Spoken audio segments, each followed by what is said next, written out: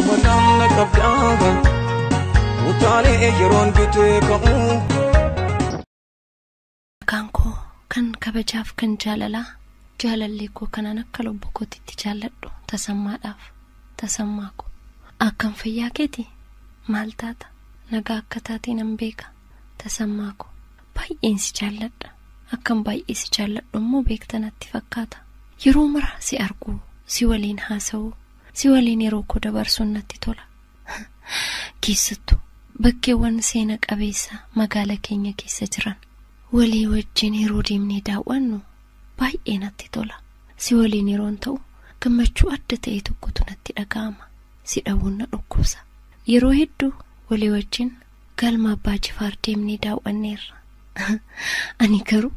waanan bakka seena qabeessa daawwadhuuf osoo hin ta'in waanan si waliin jiruuf qofa kan hedduu natti tolu hedduu na gammachiisa yeroo ati nagattee immoo sababa hojiitiin fiildiiwwan garagaraa deemtu keessi koo duwwaa waan ta'e natti fakkaata akkan waan tokko dhabeetti nuuf ilaala tasammaako si dhabee jiraachuu waan danda'u natti hin fakkaatu otoo yeroo hunda si waliin taa'ee natti tola nyaatiif dhugaatiin illee dhabamee si waliin otoo naasee nan qofa sin jaalladha tasammaako umrii koo guutuu si waliin dabarsuun barbaada yoon si dhabeen jiraadhu yeroo mara ija koo duraan fagaatiin si arguun barbaada Asteer Wolde Gabreelis hin fagaatiin yoomuu ija koo duraa jettee weelliste dhugaadha na jalaan fagaatiin sirbi kunis waan keessa koo baay'ee ibsuu fi baay'een jaalladha yeroo mara nan dhaggeeffadha siinis kunoo si affeereera hin fagaatiin yoomuu ija koo duraa jaalallee koo tasammaadhaaf kan godina Jimmaatti argamu kan hedduu si jaallattu jaalallee kee dhugaa bashaatuudha nageenyi koo kabajaaf jaalalaa karaa dambalii jaalala raadiyoo Oromiyaatiin si haa ga'u maaloo waa'ee jaalala keetii yoon taa'ee yaadu sammuun koo boqonnaan argatu garuu yoon barreessee bifa barreeffamaan ibsa jedhu jechuma itti fayyadamuun beeku jaalleeku ani qaamaanis si bira jiraachuu baadhu yaadaan daqiiqa muraasaaf illee si dagadhees siin adda ba'ee sin beeku lubbuuku siinaa waliin dabarsine hedduudha waan ta'eef himee yookiin barreessee xumuruu hin danda'u safuu ni yaadatta yoo ta'e gaafa maatiin keessan imala deemanii jennaan ati immoo ganamaan kaatee karaa dheeraa deemtee dhuftee wajjin oolle haala gaariidhaan waliin ganqalannee wal dhungachaa osoo waliin taphannu ati jecha wayii dubbattee jennaan anis aareetan kanaan booda siyyuun barbaadu jedheen si biraa ba'uuf taanaan atis akkan aaree fi yaada keessa seenuu koo hubatte harkaan akkani gad hin baaneef naafoo gorte immaan kees boqoo keerra gad lola'e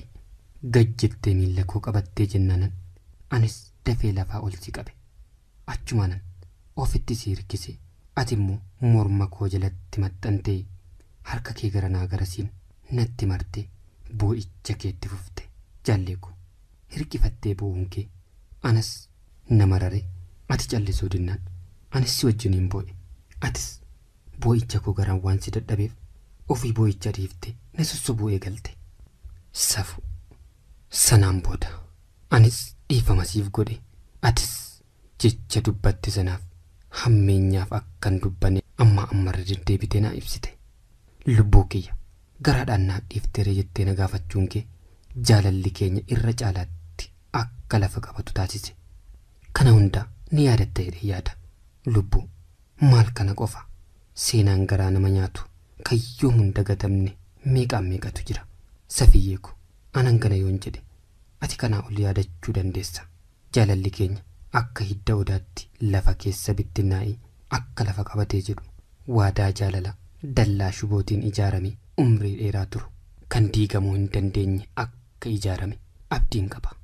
safiyyee namoonni baay'een akka mucaa sana jala deemti amma maal goote jedhanii odeessaa kan turan yoomu akka nu wal biraan deemnee fi baay'ee akka si jaalladhu hubachuudhaan amma immoo nu raajeffataa jiru lubbuu koo ilaalchi wal dhabde yoomiyyuu gidduu keenyatti akka uumamne nan beeka sin jaalladha lubbuu koo gaafa waaqni jedhe gaa'illi nu jidduutti ni uumamaatii hangasiifuu nagaan siif hawwa sin jaalladhas jaalallee koo Safiyaa Shigdootii fi Godina Arsii aanaa Honqoloo Waabeetti kan argamtuuf jaalallee kee Muzayyan Waadeeti Asallaarraa.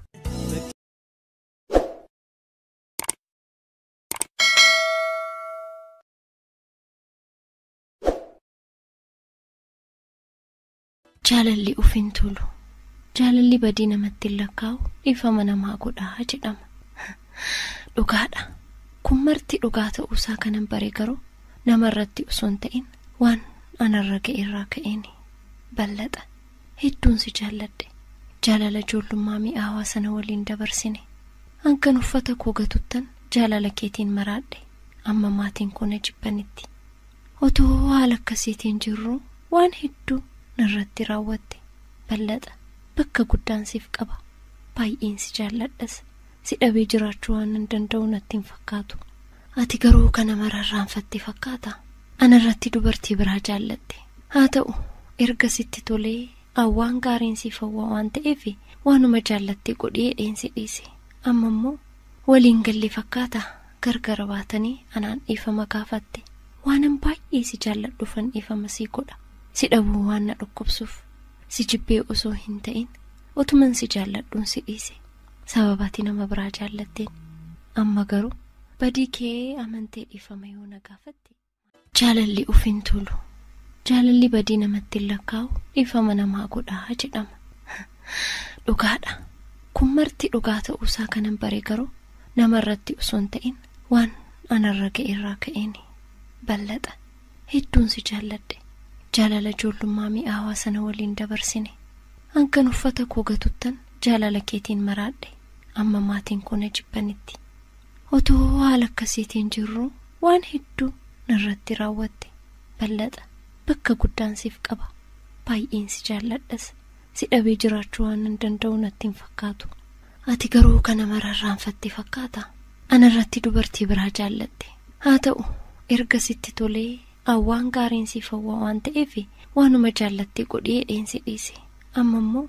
waliin gallee fakkaata gargara baatanii anaan dhiifama gaafatte waanan baay'ee si jaalladhufan dhiifama sii godha si dhabuu waan na dhukkubsuuf si jibbee osoo hin ta'in otuman si jaalladhuun si dhiise sababaati nama biraa jaallatteen